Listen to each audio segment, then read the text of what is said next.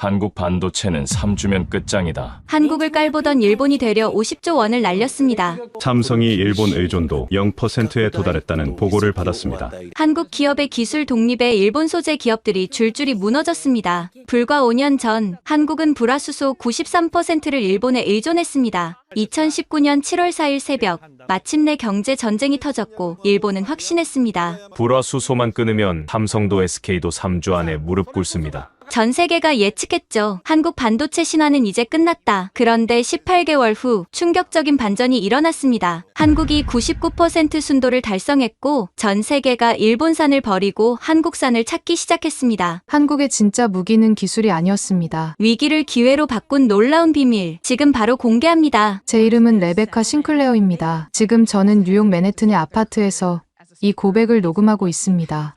제가 참여했던 일본의 비밀 작전이 얼마나 치밀하고 잔인했는지, 그리고 그것이 어떻게 완벽하게 실패했는지 모든 것을 말씀드리겠습니다.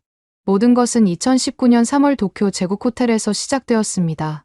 벚꽃이 막 피기 시작한 봄날, 일본 경제산업성이 극비리에 소집한 회의가 있었죠. 참석자는 단 12명. 일본 반도체 소재 산업의 최고 결정권자들과 정부 고위 관료들, 그리고 저처럼 기술 자문을 담당하는 전문가들이었습니다. 회의실 문이 닫히자 야마구치 경제산업성 차관이 일어섰습니다. 그의 첫 마디는 지금도 제 귓가에 생생합니다. 여러분, 오늘부터 우리는 전쟁을 시작합니다. 총과 대포가 아닌 기술과 소재로 싸우는 21세기형 전쟁입니다. 프로젝터에 한국 반도체 기업들의 로고가 떠올랐습니다. 삼성, SK하이닉스, 그리고 수십 개의 중소부품 기업들. 야마구치 차관이 레이저 포인터로 하나씩 가리키며 말했죠. 한국 반도체는 세계 메모리 시장의 70%를 장악하고 있습니다. 하지만 그들에게는 치명적인 약점이 있죠. 바로 핵심 소재를 우리에게 전적으로 의존하고 있다는 것입니다. 제 옆에 앉은 JSR의 사토 전무가 자신만만하게 웃었습니다.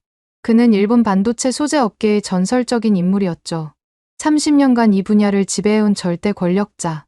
우리가 공급을 끊으면 한국 반도체 공장은 단 3주를 버티지 못합니다. 재고가 바닥나는 순간 그들의 신화는 끝나는 거죠. 회의실에 긴장감이 흘렀습니다. 저는 하버드에서 박사학위를 받고 JSR에서 7년간 일하며 한국 기업들의 기술 수준을 누구보다 잘 알고 있었습니다. 그들의 소재 기술은 일본의 20년 전 수준에도 미치지 못했거든요. 야마구치 차관이 화면을 넘겼습니다. 작전명 사무라이 스트라이크라는 글자가 크게 떠올랐죠. 3단계 작전입니다. 첫째, 정보 수집. 둘째, 동시 타격. 셋째, 완전 항복. 저는 기술 분석 보고서를 펼쳤습니다. 한국이 일본 소재에 의존하는 정도를 수치로 정리한 것이었죠. 불화수소 93%, 포토레지스트 92%, 폴리이미드 94%. 압도적인 숫자들이었습니다. 레베카 박사, 한국이 자체 개발에 성공할 가능성은 얼마나 됩니까? 야마구치 차관의 질문에 저는 단호하게 답했습니다. 제로에 가깝습니다. 이 기술들은 30년 이상의 노하우가 축적되어야 합니다. 특히 12나인급 고순도 불화수소는 일본 세계 기업만이 보유한 극비 기술이죠. 한국이 단기간에 따라잡는 것은 물리적으로 불가능합니다. 회의실에 안도의 한숨이 흘렀습니다. 한 정부 관료가 손을 들었죠. 그런데 만약 한국 정부가 천문학적 자금을 투입한다면요? 사토 전무가 비웃듯 답했습니다. 돈으로 살 수 없는 게 바로 시간입니다. 화학 소재는 레시피만 안다고 되는 게 아니에요. 온도, 압력, 촉매, 불순물 제어 등 수만 가지 변수를 제어하는 암묵지가 필요합니다. 그건 오직 시행착오를 통해서만 얻을 수 있죠. 저도 동의했습니다.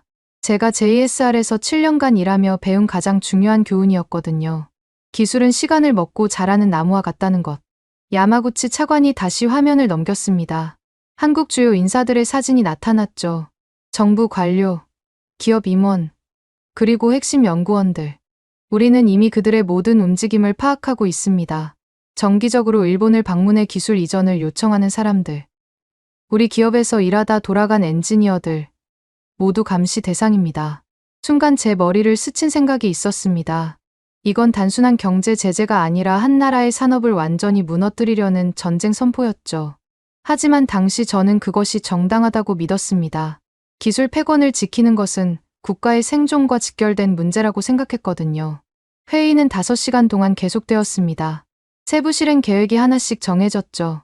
수출 규제 품목, 시행 시기, 언론 대응 전략, 그리고 한국의 예상 대응 시나리오까지. 한국은 분명 미국의 중재를 요청할 겁니다. 한 외교 전문가가 지적했습니다. 야마구치 차관이 고개를 끄덕였죠. 이미 워싱턴과 조율을 마쳤습니다. 미국도 중국 견제를 위해 한국을 적당히 약화시킬 필요를 느끼고 있거든요. 개입은 있겠지만 형식적인 수준에 그칠 겁니다. 완벽한 계획이었습니다. 국제 정치, 기술, 경제, 모든 면에서 한국은 고립될 수밖에 없었죠. 회의가 끝날 무렵 사토 전무가 샴페인을 가져오라고 했습니다. 아직 작전이 시작되지도 않았는데 축배를 든다는 게 이상했지만 그만큼 성공을 확신했던 겁니다. 한국 반도체의 종말을 위하여 샴페인 잔이 부딪히는 소리가 회의실에 울려 퍼졌습니다. 저도 잔을 들었죠. 그때는 정말로 우리가 역사를 만들고 있다고 믿었습니다. 하지만 돌이켜보면 그 건배는 우리 자신의 종말을 위한 것이었습니다. 우리는 한국이라는 나라를 너무나도 몰랐고 그들의 저력을 완전히 무시했죠. 제국 호텔을 나서며 도쿄의 야경을 바라봤습니다. 네온사인이 번쩍이는 거대한 도시. 기술 제국 일본의 심장부. 그때 저는 확신했습니다. 이 도시의 빛은 영원할 거라고. 하지만 그것은 가장 어리석은 착각이었습니다. 우리가 서울을 정찰하러 떠났던 그 순간부터 모든 것은 이미 틀어지기 시작했거든요. 수출 규제 발표 3달 전, 저는 학술 교류를 명목으로 서울에 있었습니다.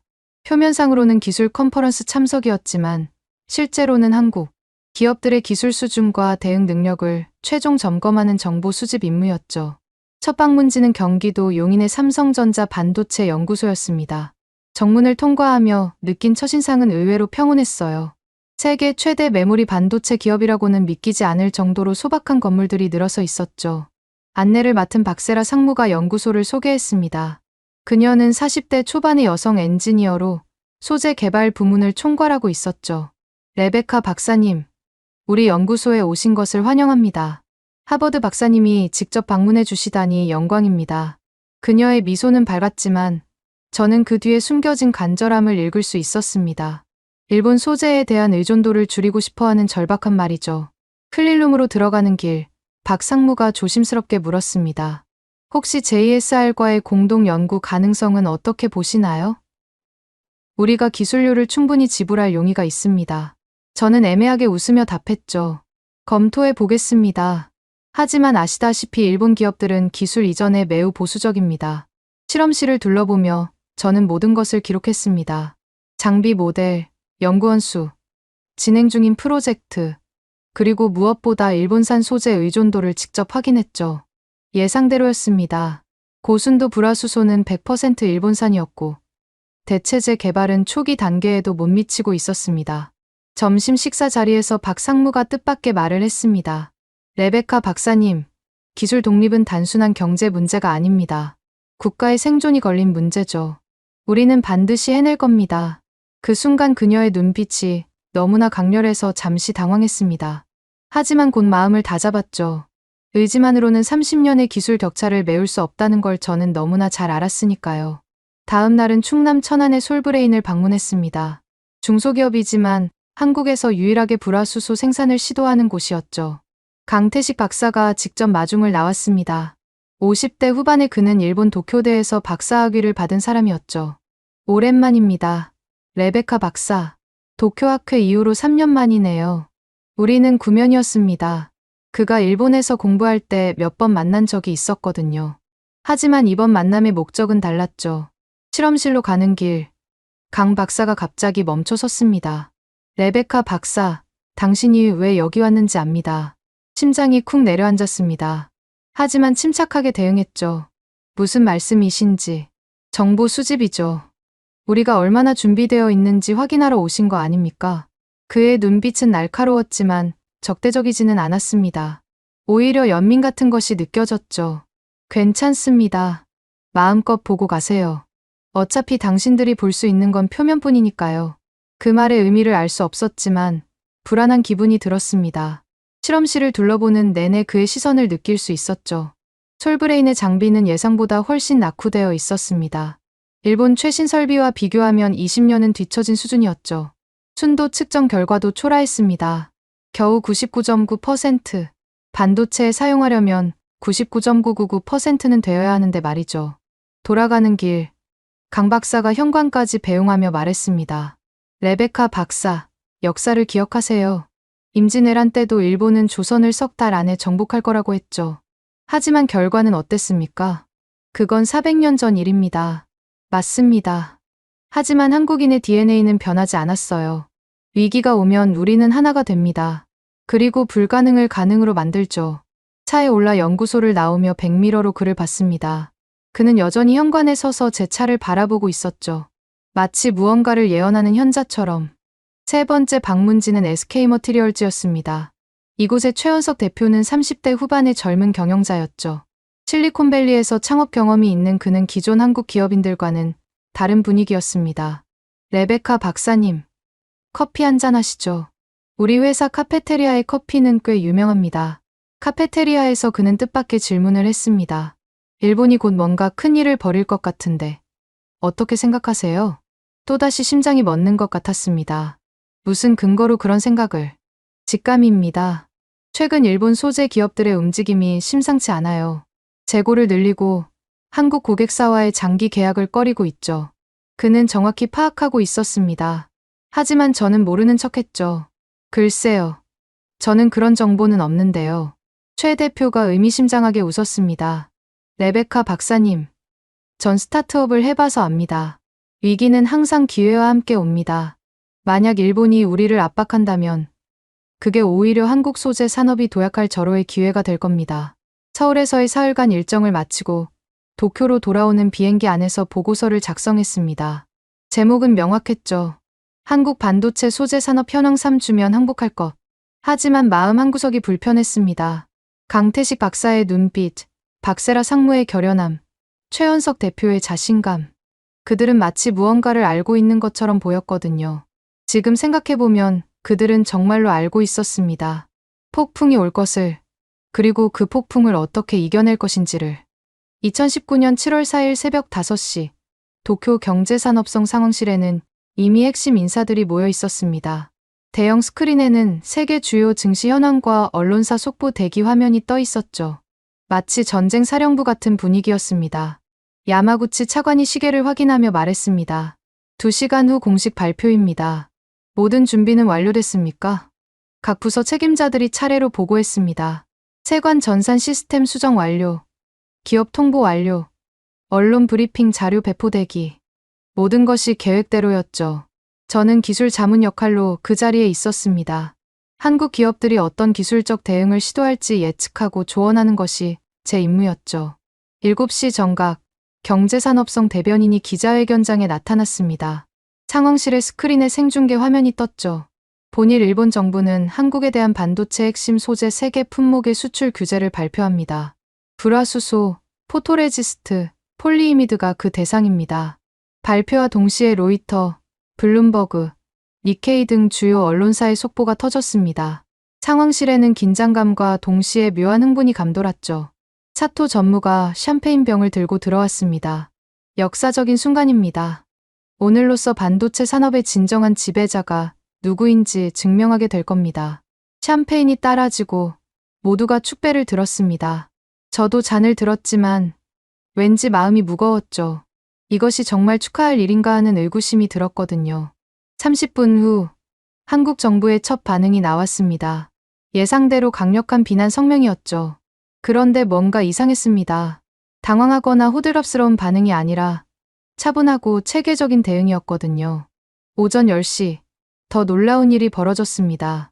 삼성전자 부회장이 직접 기자회견을 열었던 겁니다. 대형 스크린에 그의 모습이 나타났을 때 상황실이 순간 조용해졌죠. 존경하는 국민 여러분, 그리고 고객 여러분, 삼성전자는 이번 일본의 수출 규제를 새로운 도약의 기회로 만들 것입니다.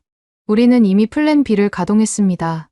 플랜 B, 상황실의 술렁임이 일었습니다. 야마구치 차관이 급히 물었죠. 플랜 B가 뭡니까? 정보 보고에 그런 내용은 없었는데. 정보 담당자가 당황하며 노트북을 뒤적였지만 아무런 자료도 찾을 수 없었습니다. 삼성 부회장의 발표는 계속됐습니다. 우리는 6개월 전부터 비상 계획을 수립하고 준비해 왔습니다. 국내 협력사들과 함께 소재 국산화를 달성할 것이며 정부의 전폭적인 지원도 확보했습니다. 6개월 전, 그때는 우리가 막 작전 계획을 수립하던 시기였습니다. 설마 정부가 새어나간 건 아니겠죠? 점심 무렵 한국 대통령이 직접 나섰습니다. 청와대 특별 담화가 전 세계로 생중계됐죠. 이것은 경제 침략입니다. 하지만 대한민국은 굴복하지 않습니다. 우리는 위기를 기회로 만들어 온 역사가 있습니다. 정부는 100조 원 규모의 소재 부품 장비 독립펀드를 즉시 조성하겠습니다. 100조 원. 상황실에 충격이 번졌습니다. 한국 정부가 이렇게 빠르고 과감하게 대응할 줄은 아무도 예상하지 못했거든요. 오후 2시, 더욱 당황스러운 소식이 들어왔습니다. 중국 최대 반도체 기업 SMIC가 성명을 발표한 겁니다. 우리는 한국 기업들과의 연대를 강화할 것이며 필요시 중국산 대체 소재를 긴급 공급할 준비가 되어 있습니다. 야마구치 차관의 얼굴이 굳었습니다. 중국이 개입한다고? 이건 시나리오에 없던 일입니다. 하지만 더 큰 충격은 저녁에 왔습니다. 미국 백악관이 발표한 성명은 우리의 예상과 완전히 달랐거든요. 미국은 동맹국 간의 무역 분쟁을 우려하며 조속한 해결을 촉구한다. 필요시 미국 기업들의 한국 지원을 검토할 것이다. 이것은 우리가 받기로 한 약속과 정반대였습니다. 워싱턴이 입장을 바꾼 겁니다. 밤 9시, 긴급 화상회의가 소집됐습니다. 일본 주요 기업 총수들과 정부 고위층이 모두 참석했죠. 분위기는 축제에서 장례식장으로 바뀌어 있었습니다. 도요타 회장이 먼저 우려를 표했습니다. 한국이 이렇게 단결된 모습을 보일 줄은 몰랐습니다. 혹시 우리가 호랑이를 건드린 건 아닐까요? 소니 사장도 거들었습니다. 한국 기업들의 주가가 오히려 상승하고 있습니다. 시장은 그들의 대응을 긍정적으로 보고 있어요. 사토 전무가 테이블을 쳤습니다. 겁먹을 필요 없습니다. 그들이 아무리 발버둥 쳐도 기술 격차는 엄연합니다. 돈과 의지만으로 30년 노하우를 따라잡을 수는 없어요. 하지만 그의 목소리에는 확신이 부족했습니다. 모두가 느끼고 있었죠. 뭔가 계산이 틀어졌다는 것을. 회의가 끝난 후 저는 호텔방으로 돌아와 한국 뉴스를 모니터링했습니다. 놀라운 장면이 눈에 들어왔죠. 시민들이 자발적으로 일본 제품 불매운동을 시작한 겁니다. 그것도 정부 주도가 아닌 순수한 민간 차원에서요. 한 인터뷰가 특히 인상적이었습니다. 대학생으로 보이는 젊은 여성이 말했죠. 일본이 우리를 무시했다면 우리가 증명해 보이면 됩니다. 대한민국의 저력을 보여줄 때입니다. 그녀의 눈빛은 강태식 박사, 박세라 상무, 최연석 대표와 똑같았습니다. 불굴의 의지가 담긴 그 눈빛. 새벽 2시, 잠을 이룰 수 없어 창밖을 바라봤습니다. 도쿄의 네온사인은 여전히 화려했지만 왠지 불안하게 깜빡이는 것처럼 보였죠. 휴대폰이 울렸습니다. 강태식 박사로부터 온 문자 메시지였습니다. 레베카 박사, 전쟁을 시작하셨군요. 하지만 기억하세요. 한국인은 위기 속에서 가장 강해집니다. 손이 떨렸습니다. 그들은 알고 있었습니다. 우리의 계획을, 그리고 자신들의 대응 전략까지도. 갑자기 깨달았죠. 우리는 전쟁을 시작했지만 적의 전력을 완전히 오판했다는 것을. 그리고 이제 돌이킬 수 없는 강을 건넜다는 것을. 수출 규제 발표 한 달 후, 도쿄 경제산업성 상황실의 분위기는 미묘하게 변하고 있었습니다. 한국 반도체 공장들이 여전히 정상 가동되고 있다는 보고가 계속 들어왔거든요. 재고가 3주분이라고 했는데 왜 아직도 멀쩡한 겁니까? 야마구치 차관의 목소리에 짜증이 묻어났습니다. 정보 분석관이 조심스럽게 답했죠. 한국 기업들이 비상 물량을 미리 확보한 것 같습니다. 또한 제3국을 통한 우회 수입 정황도 포착되고 있습니다. 사토 전무가 코웃음을 쳤습니다. 우회 수입. 그런 걸로 버틸 수 있는 기간은 한계가 있어요. 결국은 무릎 꿇게 되어 있습니다. 하지만 그의 표정도 편하지는 않았습니다. 예상과 다른 전개에 모두가 불안해하고 있었죠. 그때 제 휴대폰으로 메시지가 왔습니다. 솔브레인 내부 소식통으로부터였죠. 저는 화장실로 나가 조용히 전화를 받았습니다. 레베카 박사님, 여기 분위기가 심상치 않습니다. 연구원들이 24시간 교대로 실험실에서 살다시피 하고 있어요. 뭘 개발하고 있는지 알아낼 수 있습니까? 보안이 너무 삼엄해서. 하지만 이상한 게 있어요. 중국과 러시아에서 기술자들이 비밀리에 방문했다는 소문이 있습니다. 중국과 러시아? 설마 그들이 기술 지원을 하고 있는 건가? 상황실로 돌아와 이 정보를 공유했지만 사토 전무는 일축했습니다. 중국과 러시아 기술. 그건 일본의 20년 전 수준도 안 됩니다. 그런 걸로는 아무것도 할 수 없어요. 하지만 다음 날 충격적인 뉴스가 터졌습니다. 삼성전자가 벨기에의 소재 기업과 대규모 계약을 체결했다는 것이었죠. 그것도 일본산을 부분적으로 대체할 수 있는 제품으로요. 야마구치 차관이 외교 라인을 통해 벨기에에 압력을 넣었지만 유럽연합이 개입하며 상황이 복잡해졌습니다. 일본의 일방적 수출 규제는 WTO 규정 위반입니다. 유럽 기업의 정당한 거래를 방해하지 마십시오. 일주일 후 더 당황스러운 일이 벌어졌습니다. 한국 정부가 발표한 소재 부품 장비 2030 전략이 생각보다 훨씬 구체적이고 체계적이었던 겁니다. 저는 그 계획서를 분석하며 놀라움을 감출 수 없었습니다.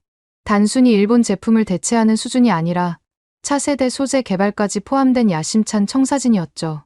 마치 수년 전부터 준비해온 것처럼 완벽했습니다. 특히 인상적인 부분은 산학연 협력 체계였습니다. 카이스트, 서울대, 포스텍 등 주요 대학의 최고 연구진이 총동원되고 대기업과 중소기업이 컨소시엄을 구성했죠. 심지어 은퇴한 원로 과학자들까지 현장에 복귀했다고 합니다. 어느 날 저녁 예상치 못한 방문객이 찾아왔습니다. 한국의 최원석 대표였죠. 그는 일본 출장 중이라며 저를 만나자고 했습니다. 도쿄의 한 조용한 바에서 마주 앉은 그는 의외로 편안한 표정이었습니다. 레베카 박사, 당신들이 왜 이런 선택을 했는지 이해합니다. 기술 패권을 지키고 싶은 마음. 충분히 공감해요. 그럼 왜 만나자고 한 겁니까? 경고하러 왔습니다. 아니, 조언이라고 해두죠. 지금이라도 늦지 않았습니다. 수출 규제를 철회하세요. 저는 비웃었습니다. 한국이 버틸 수 있는 시간은 얼마 남지 않았습니다. 곧 항복하게 될 거예요. 최 대표가 조용히 웃으며 휴대폰을 꺼냈습니다. 화면에 뜬 것은 그래프였죠. 이게 뭡니까? 우리 회사의 불화수소 순도 개선 추이입니다. 2주 전 99.9%에서 지금은 99.99%까지 올라갔어요. 불가능한 일이었습니다. 그런 단기간에 순도를 높이는 것은 물리적으로 있을 수 없는 일이었죠. 어떻게, 무슨 마법을 부렸습니까? 마법이 아닙니다. 한국식 혁신이죠. 우리는 실패를 두려워하지 않습니다. 하루에 수백 번의 실험을 하고 그 데이터를 AI로 분석해서 최적 조건을 찾아가고 있어요. 그가 일어서며 마지막으로 한 말이 지금도 잊히지 않습니다. 레베카 박사, 기술은 시간이 만드는 게 아닙니다. 절박함과 열정이 만드는 거예요. 그리고 한국인들은 지금 그 어느 때보다 절박하고 열정적입니다. 그가 떠난 후 저는 오랫동안 자리에 앉아 있었습니다. 처음으로 우리가 실수했을지도 모른다는 생각이 들었거든요. 다음 날 상황실에서 긴급 브리핑이 있었습니다. 한국 기업들의 주가가 계속 상승하고 있고 오히려 일본 소재 기업들의 주가가 하락하기 시작했다는 내용이었죠. 투자 분석가가 설명했습니다. 시장은 한국의 소재 국산화 가능성을 긍정적으로 보고 있습니다. 장기적으로 일본 기업들이 최대 고객을 잃을 수 있다는 우려가 커지고 있어요. 사토 전무가 격하게 반응했습니다. 말도 안 되는 소리. 시장이 뭘 안다고 그런 판단을 합니까? 하지만 그의 목소리에는 불안이 묻어났습니다. 모두가 느끼고 있었죠. 상황이 우리의 통제를 벗어나기 시작했다는 것을. 그날 밤, 저는 보고서를 작성하며 고민에 빠졌습니다. 한국의 대응을 과소평가했다고 써야 할까? 아니면 여전히 낙관적 전망을 유지해야 할까? 결국 저는 중립적인 톤으로 작성했습니다. 하지만 마지막 문장은 솔직했죠. 한국이 보여주는 결집력과 추진력은 예상을 뛰어넘고 있다. 우리는 플랜 B를 준비해야 한다. 수출 규제가 시작된 지 6개월. 저는 다시 한국에 있었습니다. 이번엔 공식적인 방문이 아닌 은밀한 정찰이었죠. 한국 기업들이 정말로 얼마나 진전을 이뤘는지 직접 확인해야 했습니다. 용인의 한 카페에서 삼성연구원 출신의 정보원을 만났습니다. 그는 극도로 긴장한 표정이었죠. 레베카 박사님, 제가 이런 정보를 드리는 게 맞는지 모르겠습니다만 당신은 충분한 대가를 받았습니다. 약속대로 정보를 주세요. 그가 건넨 USB에는 놀라운 자료들이 담겨 있었습니다. 삼성과 SK가 공동으로 진행 중인 프로젝트 파이어버드의 개요였죠. 자료를 검토하며 저는 충격을 받았습니다. 그들은 단순히 일본 제품을 모방하는 게 아니라 완전히 새로운 공정을 개발하고 있었던 겁니다. 기존의 10단계가 필요했던 정제 과정을 5단계로 줄이는 혁신적인 방법이었죠. 이게 가능한 일입니까? 이미 파일럿 테스트에서 성공했다고 들었습니다. 문제는 양산화인데 그것도 시간 문제라고 하더군요. 천안의 솔브레인은 더욱 놀라운 변화를 보이고 있었습니다. 멀리서 관찰한 연구소는 6개월 전과 완전히 달라져 있었죠. 새 건물이 세워지고 최신 장비를 실은 트럭들이 계속 드나들고 있었습니다. 강태식 박사를 우연히 만난 척하며 접근했습니다. 그는 저를 알아보고 씁쓸하게 웃었죠. 레베카 박사, 또 정찰입니까? 그저 학술 교류차 왔을 뿐입니다. 그래요? 그럼 좋은 구경하고 가시길. 곧 세상이 놀랄 일이 일어날 테니까요. 그의 자신감은 6개월 전과는 차원이 달랐습니다. 블러핑이 아니라 진짜 무언가를 이뤄냈다는 확신이 느껴졌죠. 서울로 돌아와 여의도의 한 비밀 모임에 참석했습니다. 한국 소재 기업 대표들이 모인 자리였는데 저는 일본 협력을 제안하는 컨설턴트로 위장했죠. 회의실에 들어서자 느낀 것은 놀라운 단결력이었습니다. 경쟁사들이 기술을 공유하고 대기업이 중소기업을 지원하는 모습이 자연스러웠죠. 한 중소기업 대표가 발표했습니다. 우리 회사가 개발한 촉매 기술을 모든 참여사에 무상으로 제공하겠습니다. 함께 성공하지 않으면 의미가 없으니까요. 박수가 터져 나왔습니다. 저는 소름이 돋았죠. 일본에서는 상상할 수 없는 일이었거든요. 기술은 철저히 비밀에 붙여지고 특허로 보호받는 것이 당연했는데 SK머티리얼즈의 최원석 대표가 일어났습니다. 여러분, 우리에게 남은 시간은 1년입니다. 1년 안에 완전한 국산화를 달성하지 못하면 다시는 기회가 없을 겁니다. 한 참석자가 물었죠. 최 대표님, 솔직히 가능하다고 보십니까? 일본이 30년 걸린 일을 불가능이라고요? 우리 선조들은 6.25 전쟁의 폐허에서 한강의 기적을 만들었습니다. IMF 위기도 금모으기로 극복했죠. 불가능은 한국 사전에 없는 단어입니다. 회의실이 열기로 가득 찼습니다. 저는 조용히 자리를 빠져나왔죠. 그들의 의지는 기술 격차를 뛰어넘는 무언가였습니다. 도쿄로 돌아가는 비행기에서 보고서를 작성했습니다. 하지만 무엇을 어떻게 써야 할지 막막했죠. 진실을 쓰자니 패배주의자로 낙인 찍힐 것 같고 거짓을 쓰자니 양심이 허락하지 않았습니다. 결국 저는 애매한 중간 지점을 택했습니다. 한국이 상당한 진전을 보이고 있지만 여전히 기술적 한계는 명확하다고요. 하지만 석 달 후 제 보고서가 얼마나 어리석었는지 증명하는 사건이 터졌습니다. 솔브레인이 99.999% 순도의 불화수소 생산에 성공했다는 발표였죠. 처음엔 아무도 믿지 않았습니다. JSR 기술진은 조작된 데이터라고 주장했고요. 하지만 제3의 국제 인증기관이 확인 절차를 거쳐 사실임을 공인했습니다. 그날 JSR 주가는 20% 폭락했죠. 사토 전무는 긴급 회의를 소집했습니다. 어떻게 된 일입니까? 레베카 박사, 당신이 불가능하다고 했잖습니까? 저도 이해가 안 됩니다. 이론적으로 그런 단기간에. 이론은 됐고, 현실을 보세요. 그들이 해냈다고요. 그의 얼굴은 창백했습니다. 30년간 쌓아온 기술 우위가 단 18개월 만에 무너진 충격을 받아들이기 어려웠던 거죠. 더 충격적인 것은 한국 정부의 발표였습니다. 소재 국산화율이 6개월 전 5%에서 42%로 뛰어올랐다는 것이었죠. 저는 그날 밤홀로 도쿄타워를 바라보며 생각했습니다. 우리가 무엇을 놓쳤는지, 왜 이런 일이 일어났는지. 답은 의외로 간단했습니다. 우리는 기술만 봤지, 사람을 보지 못했던 겁니다. 한국인들의 저력, 그들의 단결력, 그리고 위기를 기회로 바꾸는 특별한 DNA를 완전히 무시했던 거죠. 휴대폰이 울렸습니다. 강태식 박사였죠. 레베카 박사, 이제 1라운드가 끝났습니다. 2라운드를 기대하세요. 전화를 끊고 저는 깨달았습니다. 이것은 단순한 기술 경쟁이 아니라 문명의 충돌이었다는 것을. 그리고 우리는 이미 지고 있었습니다. 2020년 12월, 도쿄는 유난히 추운 겨울을 맞고 있었습니다. 하지만 JSR 본사의 분위기는 날씨보다 더 차가웠죠. 솔브레인의 성공 발표 이후 직원들의 표정에는 불안과 당혹감이 가득했습니다. 임원 회의실, 사토 전무는 테이블 위에 서류를 내던졌습니다. 이게 뭔지 아십니까? 삼성의 구매 계약서입니다. 내년부터 우리 제품 구매량을 70% 줄이겠다고 통보해왔어요. 침묵이 흘렀습니다. 삼성은 우리의 최대 고객이었죠. 그들을 잃는다는 것은 곧 몰락을 의미했습니다. 어떻게 이런 일이? 솔브레인 제품이 정말 우리 것을 대체할 수 있단 말입니까? 기술 담당 이사가 한숨을 쉬며 답했습니다. 인정하기 싫지만 그들의 제품 스펙은 우리와 동등한 수준입니다. 가격은 20% 저렴하고요. 그 순간 회의실 문이 열리고 비서가 급하게 들어왔습니다. 전무님, 긴급 속보입니다. SK머티리얼즈도 고순도 불화수소 양산에 성공했다고 발표했습니다. 사토 전무의 얼굴이 하얗게 질렸습니다. 솔브레인 하나도 충격인데 SK까지 성공했다니.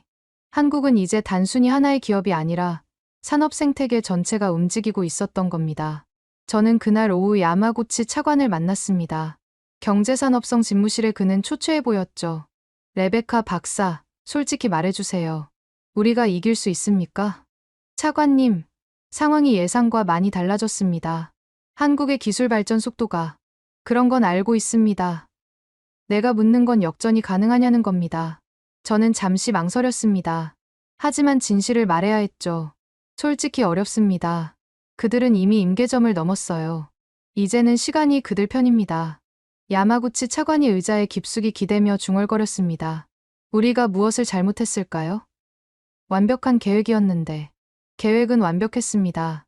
하지만 우리는 한국인들의 정신력을 계산에 넣지 못했죠. 며칠 후, 더 충격적인 소식이 들려왔습니다. 중국 최대 반도체 기업이 한국산 소재를 공식 채택했다는 것이었죠. 이제 한국은 단순히 자급자족을 넘어 수출까지 시작한 겁니다. JSR 주가는 연일 하락했고 투자자들의 항의가 빗발쳤습니다. 주주총회에서 한 투자자가 소리쳤죠. 경영진은 책임을 져야 합니다. 한국을 도발해서 최대 시장을 잃었잖습니까? 사토 전무는 변명조차 할 수 없었습니다. 모든 것이 그의 판단으로 시작된 일이었으니까요. 크리스마스 이브, 저는 뜻밖의 초대를 받았습니다. 한국의 박세라 상무가 도쿄 출장 중이라며 저녁을 함께 하자고 했죠. 긴자의 한 레스토랑에서 만난 그녀는 의외로 따뜻한 표정이었습니다. 레베카 박사님, 우리가 이런 상황에서 만나게 되다니 아이러니하네요. 박 상무님은 승자의 여유가 느껴지시네요. 승자라고요? 아직 멀었습니다. 하지만 한 가지는 확실해졌죠.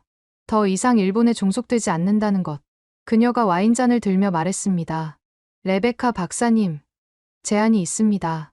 저희와 함께 일하시지 않겠어요? 무슨 말씀이신지. 한국은 이제 새로운 도약을 준비하고 있습니다. 당신 같은 인재가 필요해요. 과거는 잊고 미래를 함께 만들어가면 어떨까요? 솔직히 마음이 흔들렸습니다. 일본에서의 제 입지는 이미 흔들리고 있었고 한국이 보여준 가능성은 놀라웠으니까요. 하지만 저는 고개를 저었습니다. 감사하지만 아직은 아닌 것 같습니다. 아쉽네요. 하지만 언제든 문은 열려 있습니다. 그녀가 떠난 후 저는 오랫동안 자리에 앉아 있었습니다. 한국이 보여준 것은 단순한 기술 성공이 아니었죠. 그들은 저까지도 포용하려는 넓은 마음을 가지고 있었습니다. 새해가 되자 일본 정부는 비공식적으로 수출 규제 완화를 타진해왔습니다. 하지만 한국의 반응은 냉담했죠. 이미 그들은 독자적인 길을 가고 있었으니까요. 2021년 1월 중순, 저는 충격적인 내부 문서를 입수했습니다. 일본 정부가 작성한 피해 평가 보고서였죠. 일본 소재 기업들의 예상 손실 연간 5조엔, 한국 시장 점유율 90%에서 30%로 하락 전망, 일자리 손실 약 10만 개? 숫자를 보며 손이 떨렸습니다. 우리가 한국을 무너뜨리려다 오히려 우리 자신을 무너뜨린 것이었죠. 사토 전무가 저를 불렀습니다. 그의 사무실에 들어서자 창밖을 보고 있던 그가 돌아섰죠. 눈가에 깊은 주름이 패여 있었습니다. 레베카 박사, 내가 은퇴를 결정했습니다. 전무님, 30년간 쌓아온 것이 18개월 만에 무너졌어요. 이게 내 인생의 결말이라니. 그의 눈에 눈물이 고였습니다. 일본 반도체 소재 산업의 거인이었던 그가 무너지는 모습을 보는 것은 가슴 아픈 일이었죠. 레베카 박사, 부탁이 있습니다. 이 실패의 기록을 남겨주세요. 후대가 같은 실수를 반복하지 않도록. 저는 고개를 끄덕였습니다. 그것이 제가 할 수 있는 최소한의 속죄였으니까요. 밖으로 나오며 JSR 로비를 둘러봤습니다. 한때 세계 최고를 자랑하던 이곳이 이제는 쓸쓸해 보였죠. 휴대폰이 울렸습니다. 강태식 박사였습니다. 레베카 박사, 들으셨나요? 우리가 드디어 해냈습니다. 축하합니다. 강 박사님. 축하받을 일이 아닙니다. 이건 시작일 뿐이에요. 진짜 혁명은 지금부터입니다. 전화를 끊고 저는 깨달았습니다. 한국이 이룬 것은 단순한 기술 독립이 아니라 새로운 시대의 개막이었다는 것을. 2021년 봄, 일본 반도체 소재 업계는 연쇄 충격에 휩싸였습니다. 한국의 성공은 도미노처럼 일본 산업 전체를 무너뜨리기 시작했죠. 니케이 평균 주가가 연일 하락했고, 특히 소재 관련 기업들의 주가는 반토막이 났습니다. 저는 골드만삭스 도쿄 지사로 자리를 옮긴 후 투자자들의 패닉을 실시간으로 목격하고 있었죠. 레베카, 일본 소재주를 전량 매도하라는 본사 지시가 내려왔어. 도쿄 지사장 마크 윌리엄스가 심각한 표정으로 말했습니다. 하지만 지금 매도하면 손실은 이미 각오했어. 더 큰 폭락이 오기 전에 빠져나가야 해. 그날 오후, 도쿄 증시는 패닉셀링으로 얼룩졌습니다. 수십 년간 안전자산으로 여겨졌던 일본 소재 기업들이 하루아침에 위험 자산이 된 것이죠. 더 충격적인 소식은 실리콘밸리에서 왔습니다. 애플이 한국 기업과 배터리 소재 독점 계약을 체결했다는 것이었죠. 일본의 파나소닉은 최대 고객을 잃었습니다. 저는 긴급 분석 보고서를 작성했습니다. 제목은 단순했죠. 일본 소재 제국의 종말. 보고서를 읽은 뉴욕 본사의 반응은 즉각적이었습니다. 레베카, 당신이 옳았어. 한국에 올인해야 할 때야. 아이러니하게도 한국을 무너뜨리려던 작전에 참여했던 제가 이제는 한국 투자를 주도하게 된 것이죠. 5월, 저는 서울에서 열린 국제 반도체 소재 컨퍼런스에 참석했습니다. 3년 전과는 완전히 다른 분위기였죠.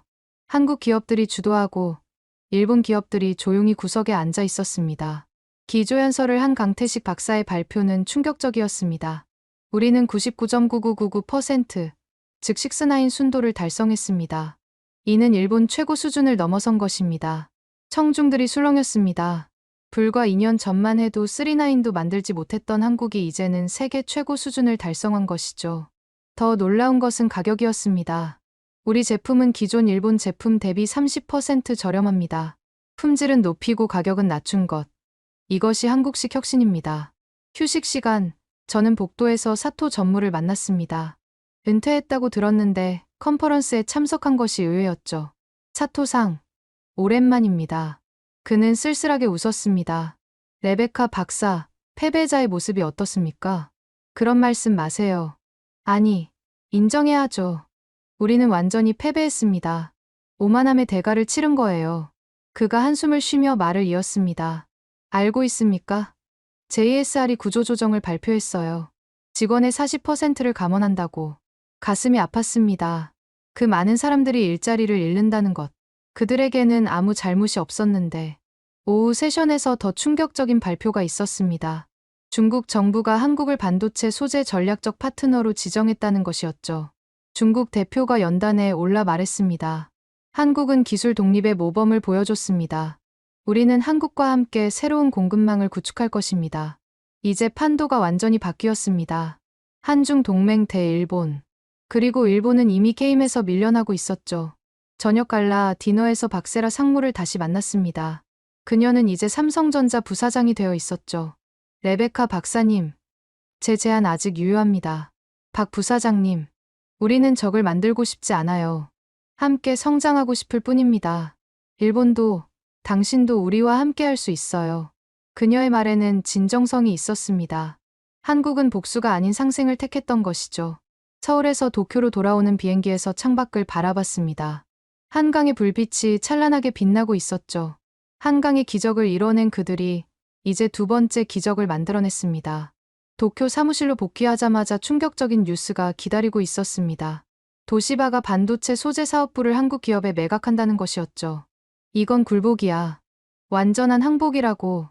일본 동료가 분노했지만 저는 이것이 현실적인 선택이라고 생각했습니다.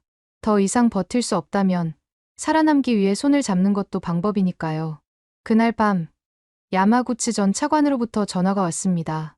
그는 이미 경제산업성을 떠나 대학 교수가 되어 있었죠. 레베카 박사, 우리의 실패를 연구하고 있습니다. 당신의 증언이 필요해요. 무엇을 알고 싶으십니까? 우리가 진짜 놓친 것이 무엇인지. 기술이 아니라 다른 무언가가 있었을 텐데. 저는 잠시 생각하다 답했습니다. 정신입니다. 한국인들의 불굴의 정신. 그리고 함께 이겨내겠다는 공동체 의식. 우리는 그것을 계산에 넣지 못했죠. 긴 침묵이 흘렀습니다. 그리고 그가 말했죠. 레베카 박사, 이제 우리도 배워야 할 때인 것 같습니다. 2021년 가을, 저는 한국 정부가 주최한 비공개 브리핑에 초대받았습니다. 장소는 서울 광화문의 정부청사. 참석자는 전 세계 주요 투자기관 대표들이었죠. 회의장에 들어서자 거대한 스크린에 한국 반도체 소재 2030이라는 타이틀이 떠 있었습니다. 산업통상자원부 장관이 직접 프레젠테이션을 시작했죠. 여러분, 오늘 우리가 공개할 내용은 한국이 준비해온 진짜 계획입니다. 스크린이 바뀌자 모두가 숨을 멎었습니다. 단순히 일본을 따라잡는 수준이 아니라 완전히 새로운 패러다임을 제시하고 있었던 거죠. 첫째, 퀀텀닷 소재 상용화. 둘째, 그래핀 대량 생산. 셋째, 차세대 에코 소재 개발. 이것들은 모두 미래 기술이었습니다. 아직 어느 나라도 상용화하지 못한 꿈의 소재들이었죠. 우리는 이미 카이스트, 서울대, 포스텍 연구진과 함께 원천 기술을 확보했습니다. 3년 내 상용화가 목표입니다. 한 미국 투자자가 손을 들었습니다. 이런 야심찬 계획에 필요한 자금은 어떻게 조달하실 겁니까? 장관이 미소를 지었습니다. 이미 확보했습니다. 정부 예산 50조 원, 민간 투자 100조 원, 그리고 여러분의 참여를 기다리고 있죠. 프레젠테이션이 끝난 후 네트워킹 시간. 전 세계 투자자들이 한국 기업 대표들을 둘러쌌습니다. 3년 전 일본에 의존하던 그들이 이제는 투자 유치 대상이 된 것이죠. 저는 구석에서 이 광경을 지켜보며 복잡한 심정이었습니다. 그때 최현석 대표가 다가왔죠. 레베카 박사, 어떻게 보십니까? 솔직히 놀랍습니다. 이게 정말 가능한 일입니까? 3년 전 불화수소 국산화도 불가능하다고 했죠. 하지만 우리는 해냈습니다. 그가 샴페인 잔을 들며 말을 이었습니다. 알고 계십니까? 일본의 수출 규제가 우리에게는 최고의 선물이었다는 것을. 선물이라고요? 네. 그 덕분에 우리는 안주하지 않고 도전할 수 있었어요. 위기가 없었다면 이런 혁신도 없었을 겁니다. 그의 말이 가슴에 박혔습니다. 일본이 의도한 것과 정반대의 결과를 만들어낸 것이죠. 다음 날, 저는 판교 테크노밸리를 방문했습니다. 3년 만의 방문이었는데 완전히 다른 곳이 되어 있었어요. 새로운 연구소들이 즐비했고 젊은 연구원들의 활기가 넘쳤죠. 솔브레인 신사옥에서 강태식 박사를 만났습니다. 그는 이제 최고 기술 책임자가 되어 있었죠. 레베카 박사, 우리 신소재 연구소를 보여드리고 싶습니다. 최첨단 시설을 둘러보며 저는 할 말을 잃었습니다. 일본 최고 연구소와 비교해도 손색이 없었거든요. 이 모든 게 3년 만에 만들어진 겁니까? 정확히는 2년 6개월입니다. 한국 속도로는 충분한 시간이죠. 실험실에서 젊은 연구원들이 열정적으로 일하는 모습을 보며 문득 깨달았습니다. 이들에게는 불가능이라는 단어가 없다는 것을. 레베카 박사, 비밀을 하나 알려드릴까요? 강 박사가 조용히 말했습니다. 사실 우리는 수출 규제 훨씬 전부터 준비하고 있었습니다. 언젠가 이런 날이 올 거라고 예상했거든요. 그럼 처음부터 알고 계셨단 말입니까? 예측했죠. 일본의 움직임이 심상치 않았거든요.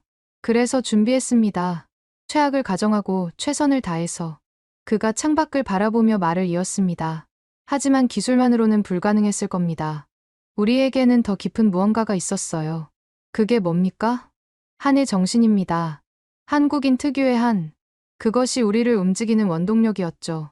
서울로 돌아오는 길, 저는 한국 정부 고위 관계자를 만났습니다. 그가 보여준 문서는 충격적이었죠. 이것이 우리의 마스터 플랜입니다. 소부장 이점영이라고 부르죠. 문서에는 2030년까지의 상세한 로드맵이 담겨 있었습니다. 단순히 소재 자립을 넘어 글로벌 소재 강국으로 도약하는 청사진이었죠. 100대 핵심 소재, 1000개 강소기업 육성, 10개 글로벌 챔피언 기업 창출. 숫자만 봐도 어마어마한 계획이었습니다. 이게 정말 실현 가능합니까?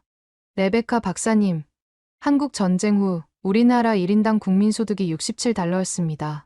지금은 3만 달러가 넘죠. 불가능을 가능으로 만드는 것이 우리의 역사입니다. 그날 저녁, 호텔 방에서 보고서를 작성했습니다. 제목은 명확했죠. 한국 차세대 기술 폐광국의 부상. 보고서를 마무리하며 문득 3년 전 JSR 회의실에서의 그날이 떠올랐습니다. 우리는 판도라의 상자를 열었고 그 안에서 나온 것은 재앙이 아니라 한국의 잠재력이었던 것이죠. 뉴욕 본사에 보고서를 제출하자 즉각적인 반응이 왔습니다. 레베카, 한국 투자를 전면 확대한다. 네가 서울 지사장을 맡아라. 인생의 아이러니였습니다. 한국을 무너뜨리려던 작전에 참여했던 제가 이제는 한국 투자를 총괄하게 된 것이죠. 결정을 앞두고 밤새 고민했습니다. 과거의 죄책감, 현재의 기회, 미래의 가능성이 복잡하게 얽혀 있었죠. 새벽, 강태식 박사에게서 메시지가 왔습니다. 레베카 박사, 과거는 과거일 뿐입니다. 중요한 것은 미래죠. 한국은 당신 같은 인재를 환영합니다. 그 메시지를 읽으며 결심했습니다. 서울로 가기로. 그리고 이번에는 한국과 함께 미래를 만들어가기로. 2022년 초봄, 도쿄에서 충격적인 소식이 전해졌습니다. 사토 전무가 자택에서 쓰러져 병원에 실려갔다는 것이었죠. 다행히 생명에는 지장이 없었지만 그것은 자살 시도였습니다.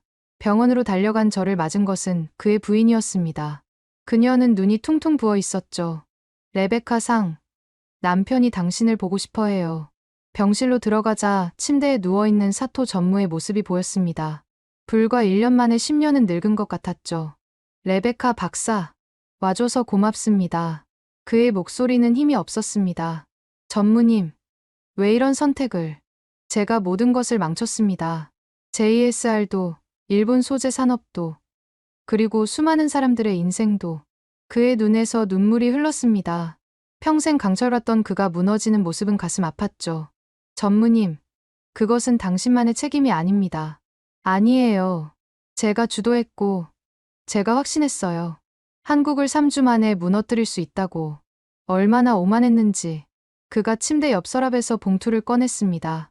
이걸 한국에 전해주세요. 제 사죄문입니다. 봉투를 열어보니 일본어와 한국어로 쓰인 긴 편지였습니다. 떨리는 필체로 쓰인 문장들이 그의 진심을 보여주고 있었죠. 존경하는 한국 국민 여러분께, 저는 일본 반도체 소재 업계에서 30년간 일한 사토입니다. 지난 수출 규제를 주도한 장본인으로서 깊이 사죄드립니다. 편지를 읽으며 저도 눈물이 났습니다. 한 시대를 풍미했던 거인의 처절한 참회였으니까요. 전무님, 이 편지를 정말 공개하시겠습니까? 그래야 합니다. 진실을 말하지 않으면 같은 실수가 반복될 테니까요. 며칠 후, 사토 전무의 사죄문이 한국 언론에 공개되었습니다. 반응은 예상외로 따뜻했죠. 많은 한국인들이 그의 용기를 인정하고 용서의 메시지를 보냈습니다. 특히 강태식 박사의 공개 답신이 화제가 되었습니다. 사토 전무님, 당신의 용기 있는 고백에 감사드립니다. 과거는 과거일 뿐입니다. 이제 함께 미래를 만들어가면 됩니다. 쾌유를 빕니다. 이 따뜻한 화해 분위기 속에서 저는 중요한 결정을 내렸습니다. 일본에서의 모든 것을 정리하고 서울로 가기로 한 것이죠. JSR 본사를 마지막으로 방문했을 때 로비에는 을씨년스러운 분위기가 감돌았습니다. 한때 세계 최고를 자랑하던 이곳이 이제는 매각 위기에 처해 있었죠. 인사팀장이 저를 불렀습니다. 레베카 박사, 당신도 떠나는군요. 이제 여기엔 희망이 없는 건가요? 희망은 있습니다. 하지만 그것은 과거를 인정하고 새로 시작할 때 생기는 거죠. 짐을 정리하며 7년간의 추억들을 되돌아봤습니다. 이곳에서 배운 기술, 쌓은 경험, 그리고 저지른 실수들. 모든 것이 제 인생의 일부였죠. 공항으로 가는 길, 야마구치 전 차관이 전화를 걸어왔습니다. 레베카 박사, 당신이 서울로 간다고 들었습니다. 네. 새로운 시작을 하려고요. 부럽습니다. 저도 가능하다면. 하지만 저 같은 전범은 받아주지 않겠죠. 그의 목소리에는 깊은 후회가 묻어났습니다. 차관님, 한국은 생각보다 넓은 마음을 가진 나라예요. 진심으로 사과한다면. 고맙습니다. 언젠가 그럴 용기가 생기면 시도해보죠. 나리타 공항 출국장에서 마지막으로 도쿄를 바라봤습니다. 한때 세계 기술의 중심이었던 이 도시가 이제는 쓸쓸해 보였죠. 비행기가 이륙하자 창밖으로 후지산이 보였습니다. 변하지 않는 그 위용처럼 일본도 언젠가는 다시 일어설 것입니다. 하지만 그것은 오만함을 버리고 겸손함을 배운 후의 일이겠죠. 기내에서 한국 뉴스를 봤습니다. 솔브레인이 유럽에 공장을 짓는다는 소식이었죠. 한국 소재 기업이 이제는 세계로 뻗어나가고 있었습니다. 옆 좌석에 한국인 승객이 말을 걸어왔습니다. 혹시 레베카 박사님이신가요? 얼굴이 낯익어서. 네, 맞습니다. 서울로 가시는 건가요? 네. 이제 그곳에서 일하게 됐습니다. 그가 미소를 지었습니다. 환영합니다. 한국은 실패를 용서하는 나라예요. 중요한 것은 다시 시작하는 용기죠. 그의 따뜻한 말에 마음이 편안해졌습니다. 인천공항에 도착했을 때 예상치 못한 사람들이 기다리고 있었습니다. 강태식 박사, 박세라 부사장, 최원석 대표, 한국 소재 산업의 주역들이 저를 마중 나온 것이죠. 레베카 박사, 환영합니다. 강 박사가 손을 내밀었습니다. 그 손을 잡는 순간 저는 진정한 새 출발을 하는 것을 느꼈죠. 과거의 적이 오늘의 동료가 되는 순간이었습니다. 서울 강남의 골드만삭스 한국 지사 사무실. 대형 창문 너머로 한강이 보였습니다. 지사장 취임 첫날, 저는 복잡한 심정으로 그 풍경을 바라봤죠. 노크 소리와 함께 비서가 들어왔습니다. 박사님, 삼성전자 박세라 부사장이 오셨습니다. 박 부사장이 들어오며 환한 미소를 지었습니다. 레베카 박사님, 아니 이제 지사장님이라고 불러야 하나요? 축하드립니다. 박 부사장님, 와주셔서 감사합니다. 그녀가 건넨 것은 의외로 소박한 화분이었습니다. 한국에서는 새 출발할 때 화분을 선물해요. 함께 성장하자는 의미죠. 우리는 차를 마시며 앞으로의 협력에 대해 이야기했습니다. 그러다 그녀가 뜻밖의 제안을 했죠. 레베카 지사장님, 우리 비공개 프로젝트의 투자 파트너로 참여하시겠어요? 비공개 프로젝트요? 네. 프로젝트 피닉스라고 부릅니다. 전고체 배터리 상용화 프로젝트죠. 전고체 배터리는 차세대 기술의 핵심이었습니다. 성공한다면 전기차 시장을 완전히 뒤바꿀 수 있죠. 일본도 10년째 개발 중인데 아직 성공 못했다고 들었습니다만. 맞아요. 하지만 우리는 다릅니다. 불화수소를 2년 만에 해냈듯이 이것도 해낼 겁니다. 그녀의 눈빛에는 절대적인 확신이 있었습니다. 며칠 후, 저는 대전의 카이스트를 방문했습니다. 프로젝트 피닉스의 연구 현장을 직접 보기 위해서였죠. 연구소장 한상철 교수가 안내했습니다. 그는 MIT에서 박사학위를 받고 돌아온 세계적 석학이었죠. 레베카 박사님, 우리 연구소엔 특별한 문화가 있습니다. 실패를 축하하는 문화요. 실패를 축하한다고요? 네. 실패는 성공으로 가는 필수 과정이니까요. 우리는 매주 실패 사례를 공유하고 박수를 칩니다. 실험실에 들어서자 놀라운 광경이 펼쳐졌습니다. 20대 젊은 연구원들이 교수들과 격의 없이 토론하고 있었죠. 위계질서보다 아이디어가 우선인 분위기였습니다. 한 젊은 연구원이 흥분한 목소리로 외쳤습니다. 교수님, 방금 새로운 전해질 조합에서 이상 신호를 발견했어요. 모두가 달려가 데이터를 확인했습니다. 실패였지만 모두가 박수를 쳤죠. 훌륭해. 이제 우리는 하나의 오답을 더 제거했어. 정답에 한 걸음 더 가까워진 거야. 점심시간, 구내식당에서 한 교수가 충격적인 이야기를 들려줬습니다. 사실 우리는 일본 연구진과도 협력하고 있어요. 일본과요? 수출 규제 이유인데도 과학에는 국경이 없어야 합니다. 일본 과학자들 중에도 정치적 결정에 반대했던 사람들이 많아요. 우리는 그들과 조용히 협력하고 있죠. 이것이 한국의 진정한 힘이었습니다. 저까지도 포용하는 넓은 마음. 서울로 돌아온 저는 투자 분석팀과 회의를 했습니다.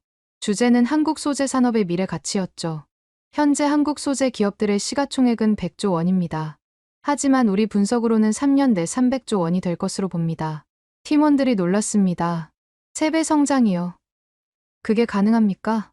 중국 시장 진출, 유럽 공장 건설, 차세대 기술 상용화. 이 3가지만 성공해도 충분합니다. 그날 저녁 뜻밖의 초대를 받았습니다. 청와대 만찬이었죠. 대통령이 해외 투자자들을 직접 만나는 자리였습니다. 대통령이 건배사를 했습니다. 3년 전 일본의 수출 규제는 위기였지만 우리는 그것을 기회로 만들었습니다. 이제 대한민국은 소재 강국으로 도약하고 있습니다. 만찬장에서 강태식 박사를 다시 만났습니다. 레베카 박사, 한국 생활은 어떠세요? 매일이 놀라움의 연속입니다. 한국의 역동성은 정말 대단해요. 이제 시작입니다. 앞으로 10년, 한국이 보여줄 것은 상상을 초월할 거예요. 그가 와인잔을 들며 말했습니다. 레베카 박사, 고백할 게 있어요. 사실 우리는 당신을 오래전부터 지켜봤습니다. 무슨 말씀이신지. 당신이 일본 편에 있을 때도 우리는 언젠가 당신이 진실을 깨닫고 우리와 함께 할 거라고 믿었어요. 순간 소름이 돋았습니다. 그들은 처음부터 더 큰 그림을 그리고 있었던 것일까요? 만찬이 끝난 후 청와대 정원을 거닐며 서울의 야경을 바라봤습니다. 불과 3년 전, 저는 이 도시를 정찰하러 왔었죠. 그리고 지금은 이 도시의 일원이 되어 있습니다. 휴대폰이 울렸습니다. 뉴욕 본사였죠. 레베카, 한국 투자를 10배로 늘리기로 결정했어. 네 판단을 믿는다. 감사합니다. 실망시키지 않겠습니다. 전화를 끊고 다시 서울의 불빛을 바라봤습니다. 이 도시는 이제 제 새로운 고향이 되었습니다. 그리고 저는 이곳에서 진정한 혁신이 무엇인지 배우고 있었죠. 과거를 용서하고 미래를 함께 만들어가는 것. 그것이 한국이 저에게 준 가장 큰 선물이었습니다. 2022년 여름, 네덜란드 벨트호번의 ASML 본사에서 역사적인 회의가 열렸습니다. 차세대 극자회선 노광장비 공급 우선순위를 결정하는 자리였죠. 저는 한국 투자자 대표로 참석했습니다. 회의장에 들어서자 긴장감이 감돌았습니다. 한국, 일본, 대만, 중국 대표들이 모두 모여 있었죠. ASML CEO 피터 베닝크가 입을 열었습니다. 오늘 우리는 중요한 결정을 내릴 것입니다. 차세대 EUV 장비의 최우선 공급 파트너를 선정하는 것이죠. 일본 대표가 먼저 프레젠테이션을 시작했습니다. 하지만 내용은 과거의 영광에 기댄 것들이었죠. 혁신보다는 안정성을 강조하는 보수적인 접근이었습니다. 다음은 한국 차례였습니다. 삼성전자 박세라 부사장이 무대에 올랐죠. ASML과 한국의 파트너십은 단순한 거래가 아닙니다. 함께 미래를 만들어가는 동맹입니다. 크린의 놀라운 데이터가 나타났습니다. 지난 2년간 한국의 반도체 소재 혁신 속도, 투자 규모, 그리고 미래 로드맵. 우리는 이나노 공정을 3년 내 상용화할 것이며 ASML과 함께 일나노의 벽을 돌파할 것입니다. 청중들이 술렁였습니다. 일나노는 물리적 한계로 여겨지던 영역이었거든요. 휴식 시간, ASML 기술이사 마르코 로시가 저에게 다가왔습니다. 레베카, 한국의 제안은 정말 인상적이네요. 하지만 일본도 만만치 않은 기술력이 있지 않나요? 마르코, 기술력은 과거가 아니라 미래를 봐야 합니다. 한국은 불과 3년 만에 30년 격차를 따라잡았어요. 앞으로 3년은 상상을 초월할 겁니다. 오후 세션에서 충격적인 발표가 있었습니다. 한국 정부 대표가 일어났죠. 대한민국 정부는 ASML과의 전략적 파트너십을 위해 100억 유로를 투자할 준비가 되어 있습니다. 100억 유로. 하나로 14조 원이 넘는 금액이었습니다.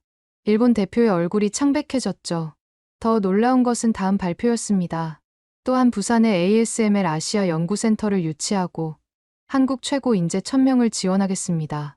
이것은 단순한 구매 제안이 아니었습니다. 공동 연구, 공동 개발, 공동 성장의 청사진이었죠. 저녁 갈라 디너에서 베닝크 CEO가 저를 찾아왔습니다. 레베카, 당신이 한국으로 간 것은 현명한 선택이었군요. 한국은 미래입니다. 피터, 그들과 함께한다면 ASML도 새로운 도약을 할 수 있을 거예요. 다음 날 아침, 결정이 발표되었습니다. ASML은 한국을 차세대 EUV 장비의 최우선 전략 파트너로 선정합니다. 회의장에 박수가 터졌습니다. 한국 대표단은 서로를 껴안았고 일본 대표들은 조용히 자리를 떴죠. 공항으로 가는 길, 일본 대표단과 마주쳤습니다. 그들의 표정은 3년 전 도쿄 제국 호텔에서의 그날과는 정반대였죠. 한 일본 임원이 저에게 다가왔습니다. 레베카 상, 배신자라고 생각하지 않으세요? 저는 미래를 선택했을 뿐입니다. 일본도 과거에서 벗어나 미래를 봐야 해요. 그가 씁쓸하게 웃었습니다. 우리가 만든 괴물이 우리를 삼키고 있군요. 괴물이 아닙니다. 한국은 불사조예요. 잿더미에서 다시 태어난 서울로 돌아오는 비행기에서 저는 보고서를 작성했습니다. 제목은 간단했죠. 새로운 왕이 대관식. 보고서의 핵심 내용은 이랬습니다. 한국이 단순히 일본을 대체한 것이 아니라 완전히 새로운 패러다임을 만들었다는 것. 기술 독점이 아닌 기술 공유. 지배가 아닌 상생의 모델. 인천공항에 도착하자 수많은 기자들이 기다리고 있었습니다. ASML 결정은 이미 특종으로 터진 상태였죠. 레베카 지사장님, 한국이 선택받은 이유가 뭐라고 보십니까? 한국은 과거가 아닌 미래를 제시했기 때문입니다. 그리고 약속한 것을 반드시 실현하는 나라라는 신뢰가 있었죠. 다음 날 청와대에서 축하 리셉션이 열렸습니다. 대통령이 직접 나와 연설했죠. 오늘은 대한민국이 진정한 기술 강국으로 인정받은 날입니다. 하지만 자만하지 맙시다. 이제 시작일 뿐입니다. 강태식 박사가 제게 다가와 속삭였습니다. 레베카 박사, 3년 전 제가 말했죠. 2라운드를 기대하라고. 이제 3라운드가 시작됩니다. 3라운드요? 네. 이제 우리는 세계 표준을 만들 겁니다. 한국이 만든 기술이 세계의 기준이 되는 시대가 올 거예요. 그의 눈빛은 3년 전과 똑같았습니다. 불가능을 가능으로 만들겠다는 그 확신. 그날 밤, 한강 다리를 건너며 불빛을 바라봤습니다. 한강의 기적을 만든 민족이 이제 두 번째 기적을 완성해가고 있었습니다. 그리고 저는 그 역사의 증인이자 참여자가 된 것이죠. 2022년 가을, 베이징 칭화대학교에서 열린 글로벌 반도체 소재 포럼은 예상치 못한 반전의 무대가 되었습니다. 중국이 차세대 반도체 전략을 발표하는 자리였는데 그 핵심이 한국 모델 벤치마킹이었던 것이죠. 칭화대 반도체연구소 장펑 교수가 기조연설을 시작했습니다. 우리는 지난 3년간 한국의 소재 독립 과정을 면밀히 연구했습니다. 그리고 깨달았죠. 진정한 혁신은 기술이 아니라 정신에서 나온다는 것을. 대형 스크린에 한국 기업들의 로고가 나타났습니다. 그리고 놀라운 발표가 이어졌죠. 중국은 한국을 전략적 학습 파트너로 선정하고 공동 연구개발에 1,000억 위안을 투자할 것입니다. 1,000억 위안, 한화로 약 20조 원. 중국이 한국을 선생으로 인정한 역사적 순간이었습니다. 휴식 시간, 저는 일본 대표단과 마주쳤습니다. 그들의 표정은 충격 그 자체였죠. 한때 아시아 기술의 절대 강자였던 일본이 이제는 중국조차 한국을 따라가는 상황을 목격한 것이니까요. 전 도쿄대 교수 야마다가 저에게 다가왔습니다. 레베카 박사, 이것이 당신이 예견한 미래였습니까? 아니요. 저도 이 정도일 줄은 몰랐습니다. 한국의 저력은 제 상상을 초월했어요. 오후 세션에서 더 충격적인 장면이 펼쳐졌습니다. 중국 공산당 고위 간부가 직접 나와 발표했죠. 우리는 한국의 산학연 협력 모델을 중국식으로 재해석한 차이나 소부장 2035를 발표합니다. 내용을 들어보니 한국의 소부장 정책을 거의 그대로 베낀 것이었습니다. 다만 규모는 10배였죠. 그때 한국 대표로 참석한 최원석 대표가 손을 들었습니다. 중국의 계획을 환영합니다. 하지만 한 가지 조언을 드리자면 한국 모델의 핵심은 규모가 아니라 속도와 유연성입니다. 그가 일어나 즉석 발표를 시작했습니다. 한국이 성공한 이유는 간단합니다. 첫째, 즉각적인 의사결정. 둘째, 실패를 두려워하지 않는 문화. 셋째, 경쟁이 아닌 협력. 중국 참석자들이 열심히 메모했습니다. 3년 전만 해도 상상할 수 없는 광경이었죠. 저녁 환영 만찬에서 놀라운 제안을 받았습니다. 장펑 교수가 저를 찾아온 것이죠. 레베카 박사, 우리 대학에 특강을 해주실 수 있습니까? 주제는 한국이 일본을 넘어선 비밀입니다. 저는 이제 한국 편입니다. 객관적이지 못할 수도. 그래서 더 듣고 싶습니다. 전향자의 시각이 가장 정확하니까요. 다음 날 칭화대 대강당은 가득 찼습니다. 중국 최고 엘리트들이 한국의 성공 비결을 듣기 위해 모인 것이죠. 한국의 성공은 기적이 아닙니다. 철저한 준비와 불굴의 실행력이 만든 필연적 결과입니다. 저는 3년간의 관찰과 경험을 솔직하게 공유했습니다. 특히 한국인들의 위기를 기회로 바꾸는 정신력에 대해 강조했죠. 강연이 끝난 후 질문이 쏟아졌습니다. 한국을 따라잡으려면 얼마나 걸릴까요? 따라잡는다는 생각을 버리세요. 한국은 이미 다음 단계로 가고 있습니다. 함께 가는 방법을 찾는 게 현명합니다. 베이징에서 서울로 돌아오는 길, 저는 깊은 생각에 잠겼습니다. 불과 3년 만에 아시아 기술 지형도가 완전히 바뀐 것이죠. 서울 사무실에 도착하자 뜻밖의 손님이 기다리고 있었습니다. 차토 전무였죠. 그는 완전히 회복된 모습이었습니다. 레베카 박사, 부탁이 있어서 왔습니다. 무엇이든 말씀하세요. 저를 한국 기업에 소개해 주실 수 있습니까? 이제라도 배우고 싶습니다. 일본 소재 업계의 전설이 한국에 무릎을 꿇은 것이었습니다. 저는 강태식 박사에게 연락했고 뜻밖에도 그는 흔쾌히 승낙했습니다. 사토상이 오신다니 영광입니다. 과거는 잊고 함께 미래를 만들어가죠. 며칠 후 솔브레인 연구소에서 역사적인 만남이 이뤄졌습니다. 한때 적이었던 두 거인이 악수를 나누는 순간 저는 눈물이 날 것 같았죠. 사토 전무가 깊이 고개를 숙였습니다. 강 박사님, 제가 틀렸습니다. 가르침을 청합니다. 사토상, 우리는 이제 동료입니다.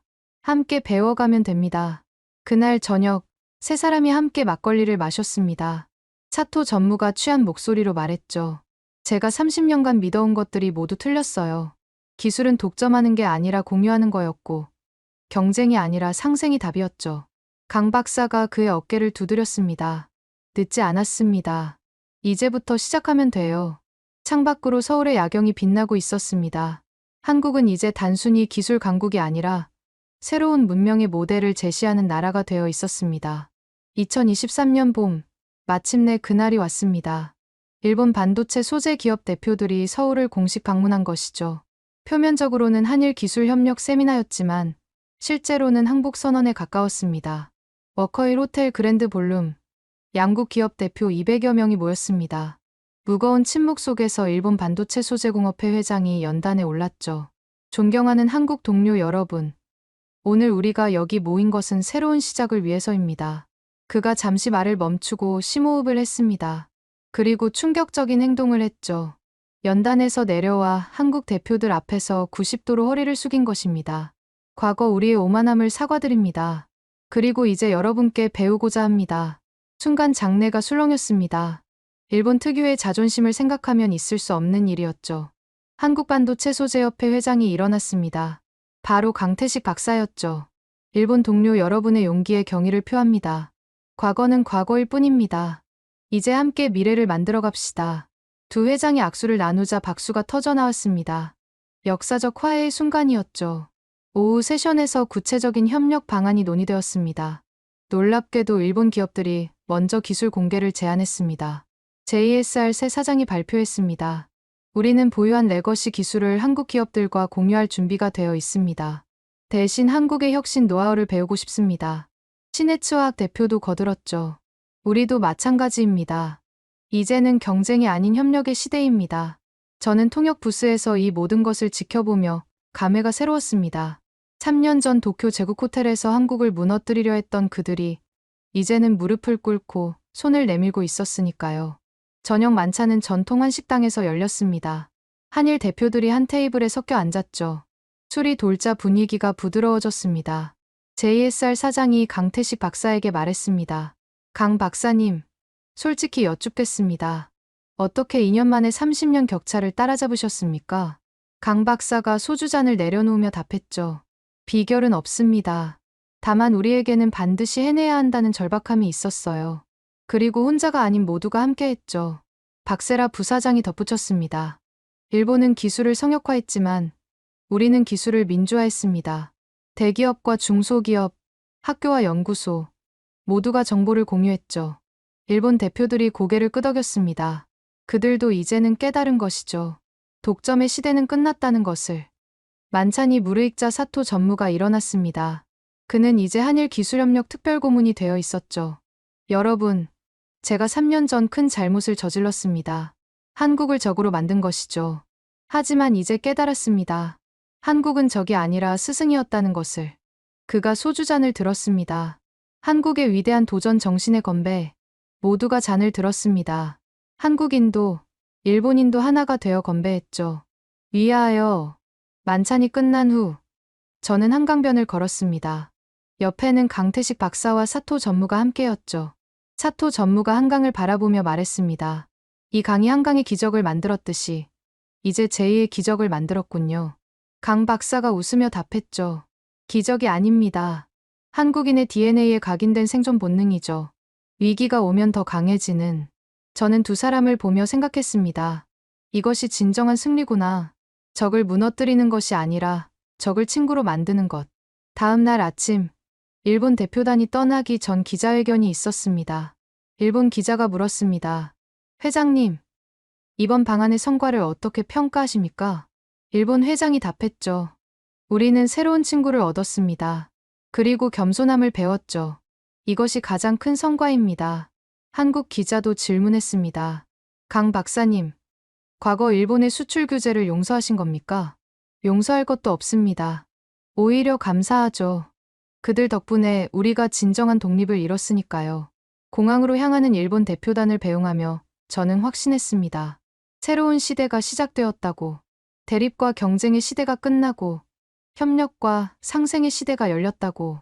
그날 저녁, 저는 일기에 이렇게 적었습니다. 오늘 나는 역사의 증인이 되었다. 한국이 보여준 것은 기술의 승리가 아니라 정신의 승리였다. 그들은 복수 대신 용서를, 독점 대신 공유를, 지배 대신 상생을 선택했다. 이것이 진정한 선진국의 모습이 아닐까. 창밖으로 서울의 야경이 찬란하게 빛나고 있었습니다. 한강의 기적을 넘어 인류의 기적을 만들어가는 도시. 그곳에서 저는 새로운 희망을 보았습니다. 모든 공식 행사가 끝난 후 강태식 박사가 저를 그의 연구실로 초대했습니다. 솔브레인 최상층에 위치한 그곳에서 서울 전경이 한눈에 들어왔죠. 레베카 박사, 이제 모든 진실을 말씀드릴 때가 된 것 같습니다. 그가 오래된 노트북을 열었습니다. 화면에 뜬 것은 4년 전 날짜의 문서였죠. 이것은 우리가 일본 수출 규제 6개월 전에 작성한 시나리오입니다. 제목이 보이시죠? 프로젝트 독립문. 저는 충격을 받았습니다. 문서에는 일본의 수출 규제 가능성과 그에 대한 상세한 대응 계획이 담겨 있었거든요. 그럼 처음부터 알고 계셨단 말입니까? 예측했죠. 일본의 움직임이 심상치 않았거든요. 그래서 준비했습니다. 최악을 가정하고 최선을 다해서. 그가 창밖을 바라보며 말을 이었습니다. 하지만 기술만으로는 불가능했을 겁니다. 우리에게는 더 깊은 무언가가 있었어요. 그게 뭡니까?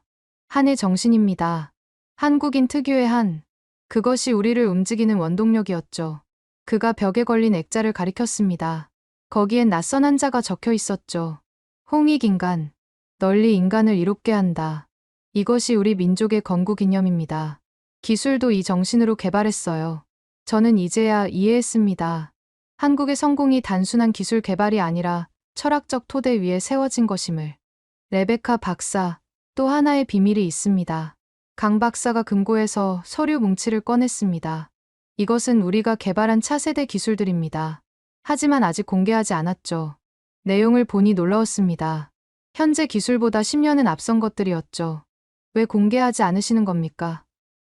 이걸 발표하면 완전히 시장을 지배할 수 있을 텐데. 지배가 목적이 아닙니다. 우리는 일본의 실수를 반복하지 않을 거예요. 기술은 함께 발전할 때 의미가 있죠. 그가 미소를 지으며 말했습니다. 우리는 이 기술들을 단계적으로 공개하며 일본 기업들과도 공유할 계획입니다. 함께 성장하는 것. 그것이 진정한 승리니까요. 순간 저는 소름이 돋았습니다. 한국이 보여준 관용과 지혜의 깊이에. 하지만 일본이 다시 배신한다면? 그럴 리 없을 겁니다. 사토상 같은 분들이 계시니까요. 그리고 설령 그렇다 해도 우리는 또 이겨낼 겁니다.